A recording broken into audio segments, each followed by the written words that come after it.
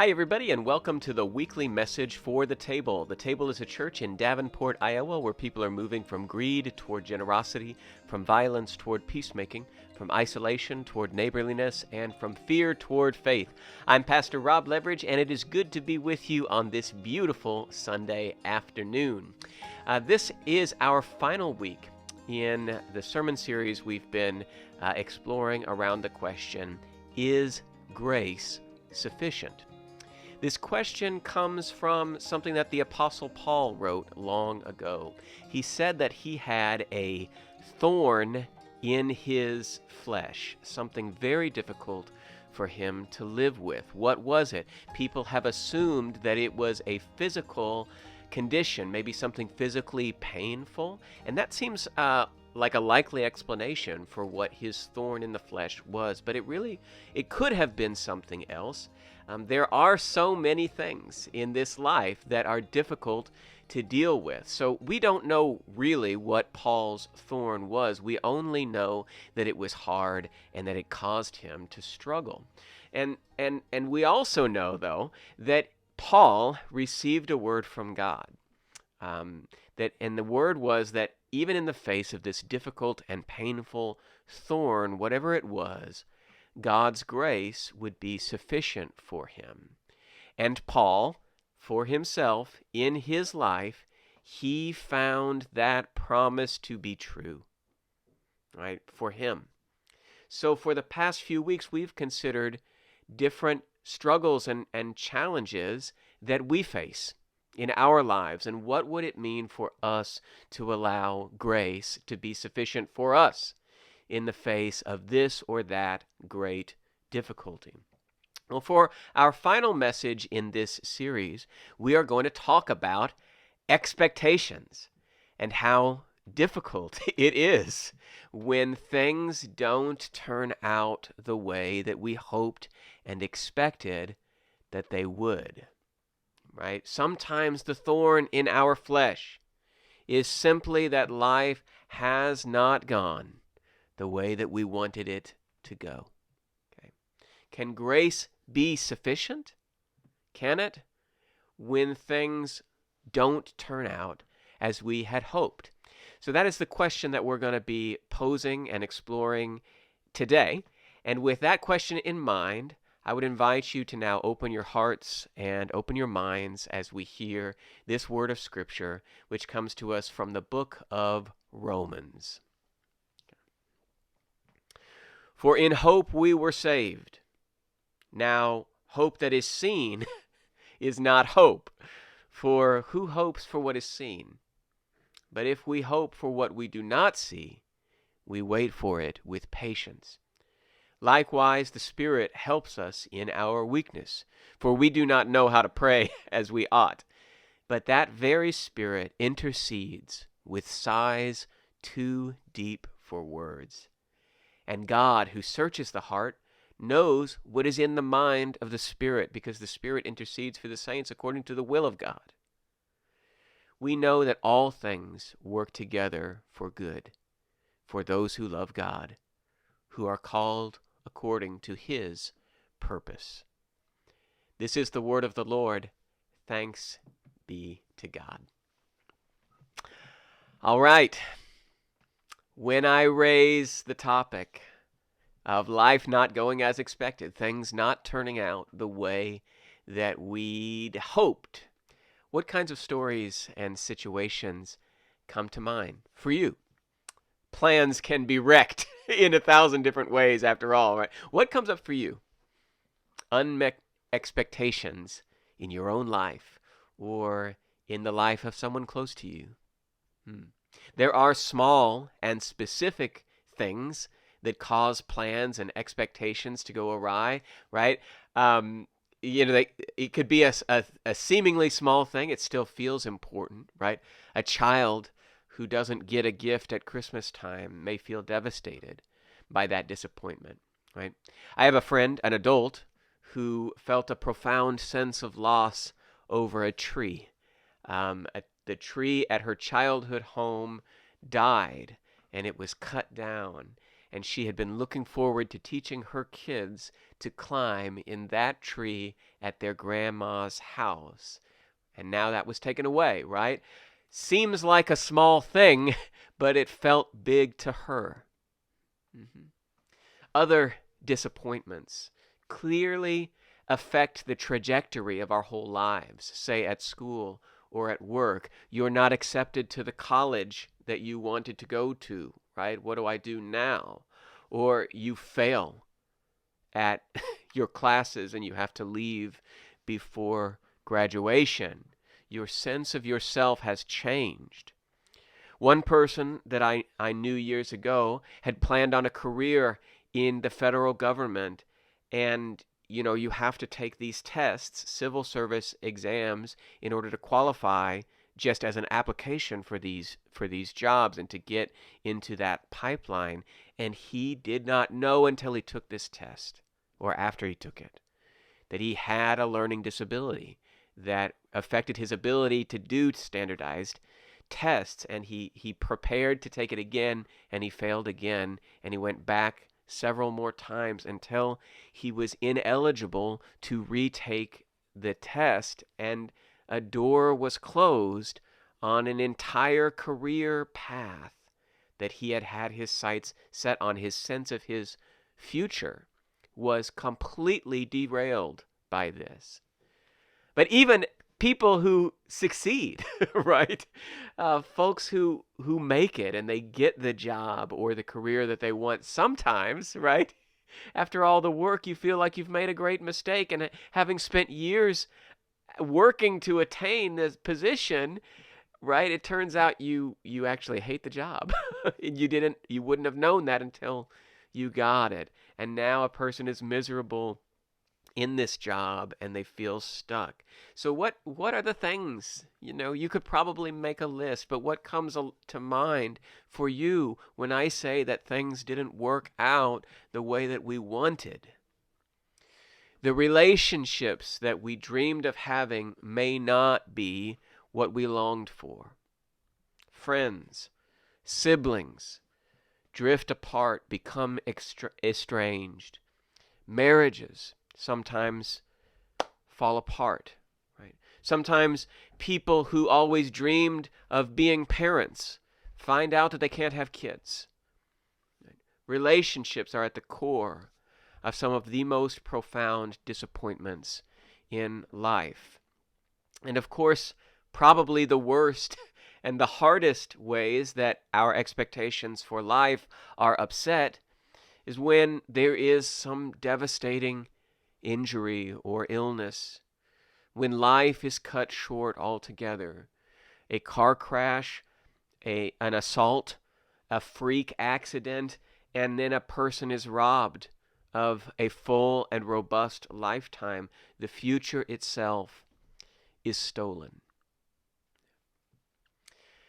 There are so many ways that our lives do not go as expected, and as we ponder whether we could find grace in these circumstances, let alone rely on grace, we ought to understand that the disappointment, the anger, the hurt that we feel is grief. Yeah. I don't always recognize it as such. I have sometimes bounced around, between volatile emotions, and my family members have paid the price for that, and I've been dealing with anger and feeling adrift and depressed for maybe some time before I even recognize that I was actually grieving over something terrible, that terribly important that I lost. It might have been something tangible, like the loss of a loved one, or something intangible, right? That, like the loss of an expectation. We grieve when we lose the life that was, and we grieve when we lose the life that was going to be. Okay. There is no way to go through grief except to go through it. There's no way to get through it but to go through it, okay? We have to contend with grief like Jacob with the angel by the river Jabbok. It won't let us go till we have struggled all night long. It's the truth. Now, as we live with this truth, the truth that life is not going to turn out exactly like we expected, and as we grieve the loss of what we had envisioned life would be, we may feel responsible for what happened, for what went wrong. It was our fault, right? It seems clear as day that we are to blame, right? Or, conversely, maybe in that moment of grief, it will feel like everything that has happened was completely out of our control, right? Life is chaos, right? There's nothing that I could do. I'm not sure what is worse, right? Living with disappointment when you feel powerless, or when you feel powerful, right? To blame yourself, right? When the world comes undone, or to throw up your hands because, life is a storm, it's a hurricane, and there's nothing you can do about anything anyway, right? Neither of those feels like a very good sentiment to be dwelling in. On our more grounded days, of course, we recognize that the truth of things is in the middle, right? We don't completely control what happens in our lives, and truly unpredictable, senseless, and catastrophic things sometimes happen, okay? And sometimes the thing that collapsed the Lincoln Logs was not your fault. It just wasn't your fault. It is so important to see that and to know it when it's true. It wasn't your fault. But we do decide what we do with our lives, okay? And our choices and our actions do shape, in part, the world around us, including the path on which we walk. Okay? We don't control everything. We do control many things to some extent, okay? And that is enough for us to believe that our lives are our own. Okay? We live in a world that does not respect our dreams and our plans. Right? And the greatest power that we have is the power to choose our response to what happens. Okay? One of the great thinkers on moral philosophy and human psychology in the 20th century was Viktor Frankl.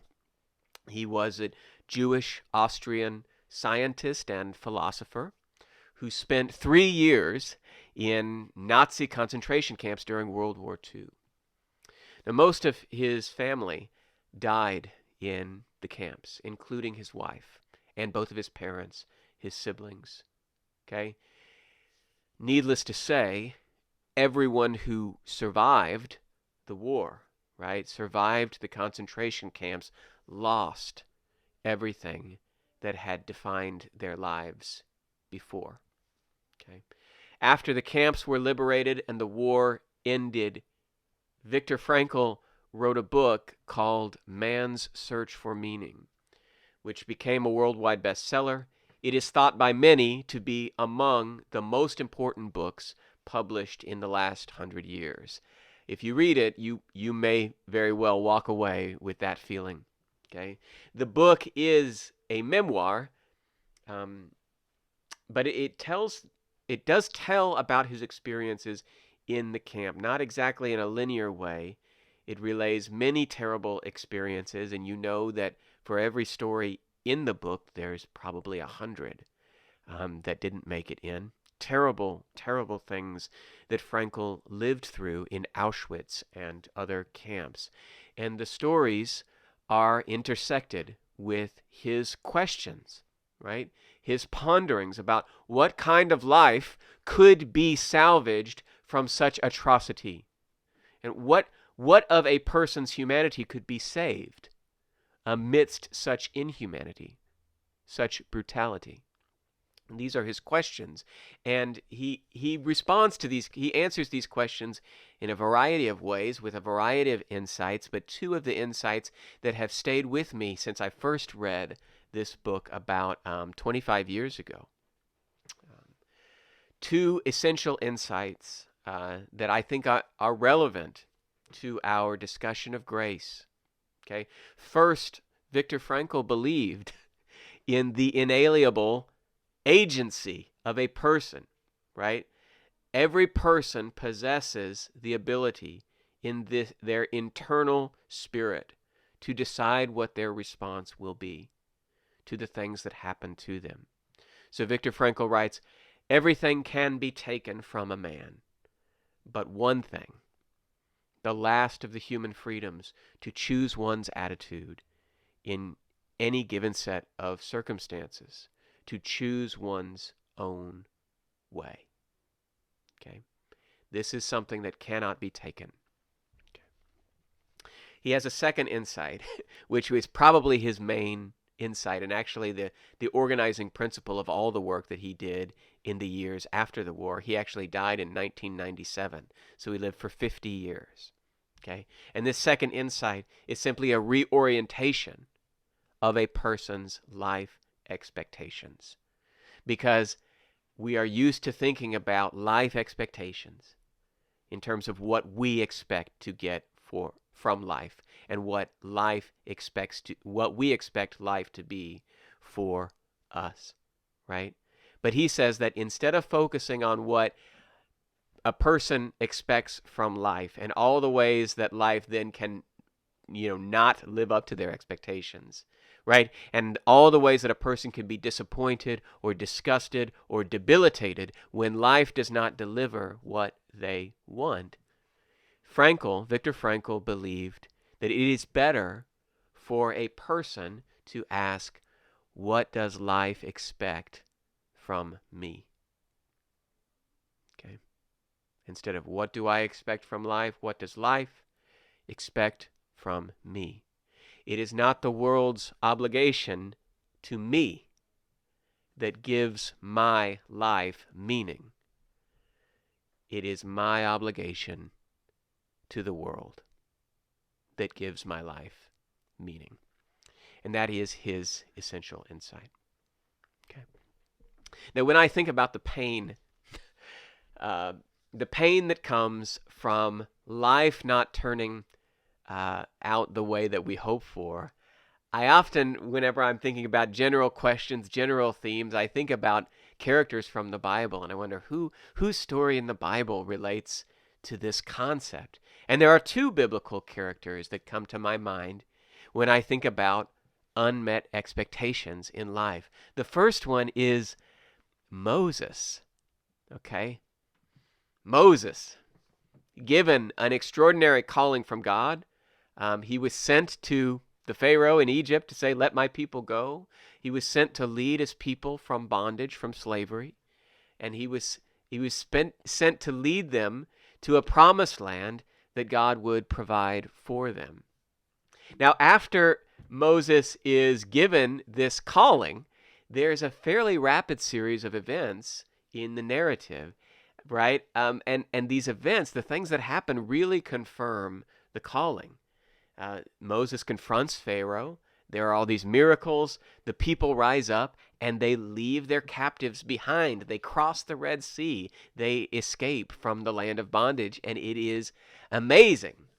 Now, but after that, right, when they get out of the land of bondage, there is this period, right? It starts out kind of clunky, and then it just keeps going and is extended and extended.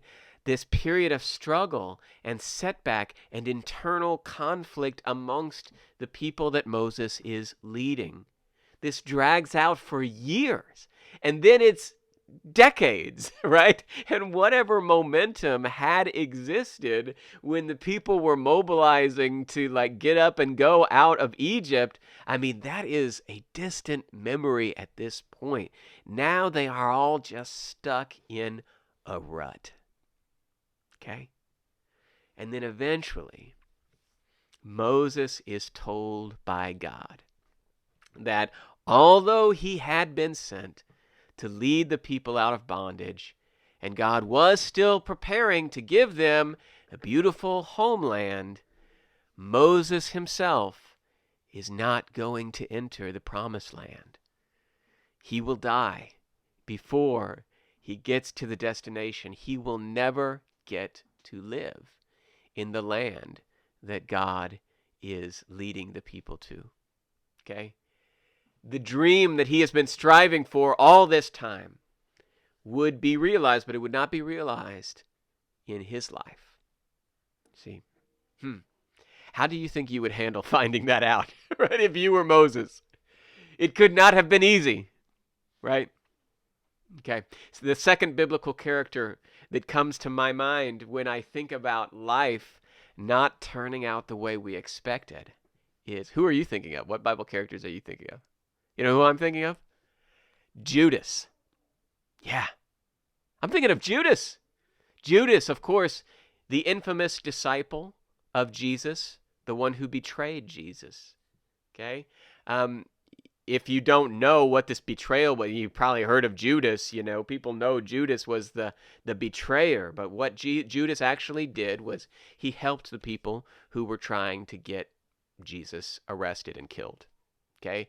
The people who wanted Jesus dead, they wanted to arrest him, but they couldn't arrest him when he was in these big crowds of everybody he was always teaching and healing.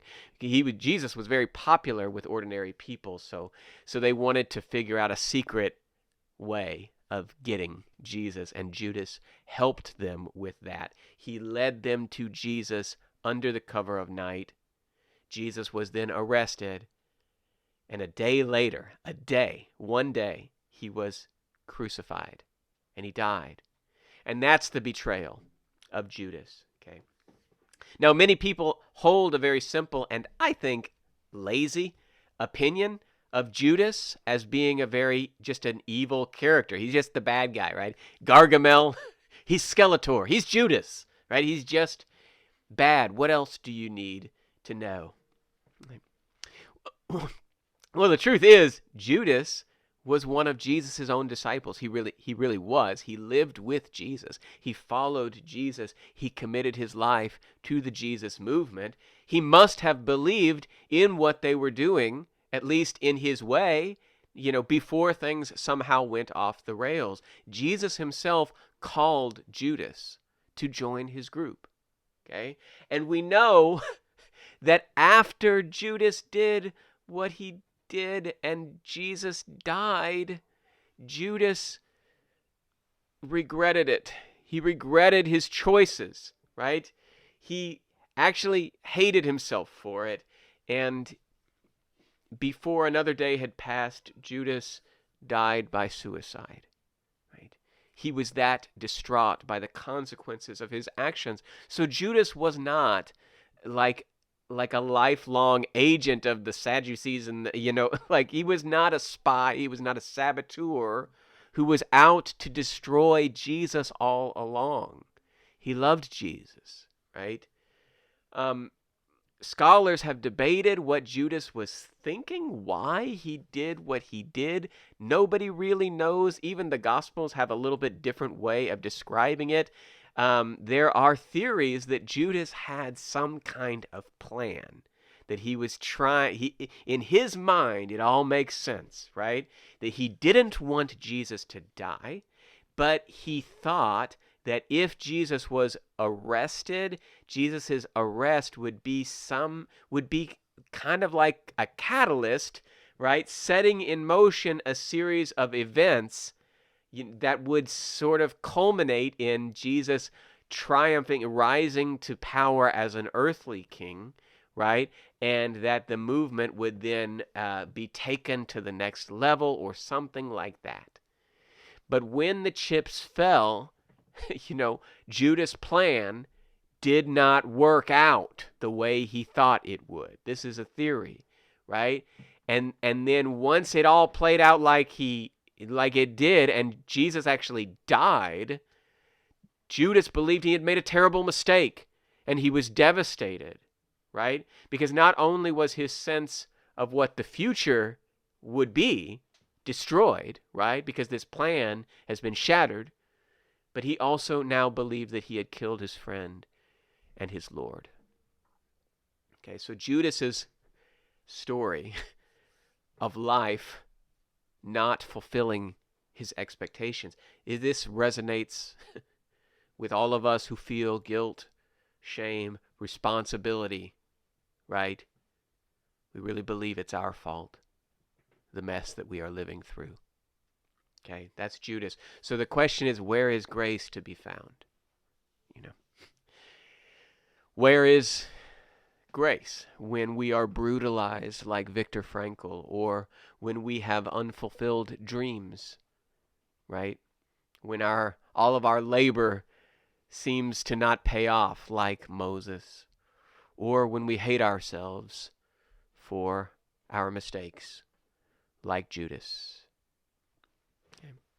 In our scripture from the book of Romans, Paul is counseling a Christian community of people that he has actually not met these people, but he wishes to encourage them. He wants them to have clarity and conviction. He wishes for them strength in Christ as he has heard some of their struggles and trials and questions, right? And so he's counseling these people based on what introductory knowledge he has of their community. And he tells them many things. Romans is just an limitlessly fascinating, it is just an unbelievable book of the Bible, and I really recommend you spend time with the book of Romans. So Paul says many extraordinary things in the book of Romans, but in our passage today, he tells people that hope is by its nature uncertain, right? Because we are reaching out and we are grasping at something that we do not actually have, okay? You cannot hope for what you already hold, right? You cannot hope for a future that's already here. By the grace of God, we are a people who trust and who love and who wait and who receive life as it comes. We will not get everything that we wish for. The truth is that life will deliver some terrible things, some unspeakable things, waking nightmares, grave losses, stunning tragedy. And these things may come unforeseen in the midst of life's brilliance and beauty, the joy of children, the harvest, bread shared with friends, right? All of the good that surrounds us in this life, right? It's a mixture. The apostles' word to us is that as we celebrate and as we grieve, in our delight and in our disappointment, we should trust that all things will work together for good because we are held and formed by God's love. Right? This is the promise that we are invited to place our trust in. Okay. The most affecting book that I have read in the last 5 years, I would say, is the book When Breath Becomes Air by Paul Kalanithi. This is a memoir about the meaning and intimacy and good work that a man discovers when he is diagnosed with terminal cancer. Kalanithi was a physician and a scientist. He was a brain surgeon, and he found out that he had stage 4 lung cancer in the last year of his training. Now, I don't know if you know, but brain surgeons go to school for forever. He had done 5 years of college and a master's degree, 4 years of medical school, and 7 years of residency training, receiving all kinds of awards and accolades along the way. He was a much in-demand recruit for some of the most incredible jobs, in hospitals all over the country. He was poised to launch into an incredibly prestigious career as a renowned surgeon, a preeminent researcher. He would have been admired. He would have been wealthy. Paul Kalanithi was married to the love of his life, and their marriage was in trouble, mostly because of the stress and the exhaustion that comes with this extremely long medical training. His wife was training to be a doctor as well, right? And just this life of becoming a doctor is so hard, right? You know, they were basically trying to stick it out, right? They believed that they were pushing through to the end of this long struggle, right? Toward this peaceful life of their dreams on the other side of graduation. Finally, they would arrive at the life that they had striven for so long. Okay. And then Paul got diagnosed with terminal cancer. Yeah. And all of their expectations for what lay ahead were smashed and scattered. They began a path of treatment. They had a great doctor caring for them. They had moments when the cancer was responding well to the treatment, and Paul would feel optimistic that he might get better, live longer. But as the months went on, it became clear that each one of the treatment options that they tried was not really going to be effective over time. And he understood that he was going to die. And he lived out his days in clarity and acceptance of his own death, with something like a full affection for life, true gratitude, and a peaceful love for his family. I'm not sure how to define the grace that allowed him to transition into death with such goodwill and dignity. It feels like God to me. It does. He was a religious man. He was a Christian. But his Christian faith is not at the center of the storytelling in this book. It's essential, but he doesn't talk that much about it.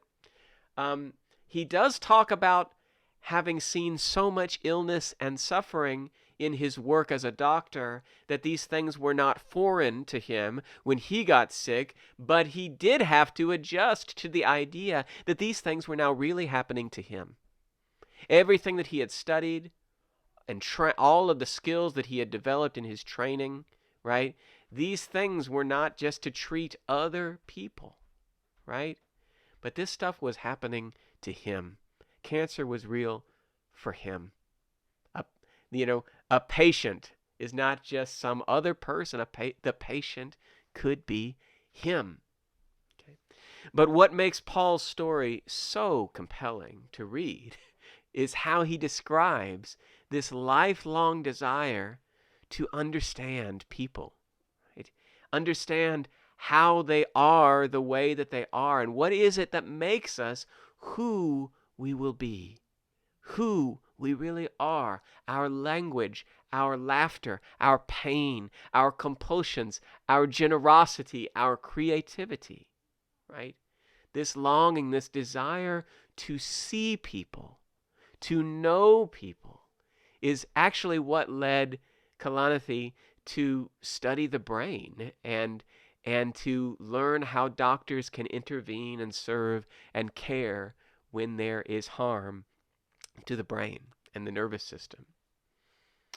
Well, it appears that when Paul faced and eventually accepted his own sickness and death, even though it was destroying all of his expectations for what his life would be, he allowed the experience to complete the circle of connection and understanding that he had spent his life working at. Okay? So he had had hundreds of people tell him as their doctor about the excruciating pain that they felt when their cancer tumors had grown to pinch the nerves in their spine. He knew about it, but he had never felt it until now. Okay? It was unbearable. And now he understood something that he had wanted to understand. He was able to see people in the way that he had always wanted to see them, to know them the way he had wanted to know them. He had spoken to countless people about their fears in the face of death. And now he knew what they knew. He perceived a gift embedded in his loss. The first time I read this book, I've read it twice now, as I got close to the end, I remember thinking what a miracle it was that he was able to finish writing this book before he died. And then I was stunned to read in the afterword of the book that his wife wrote, where she said that the book wasn't finished. Paul died before he was done writing.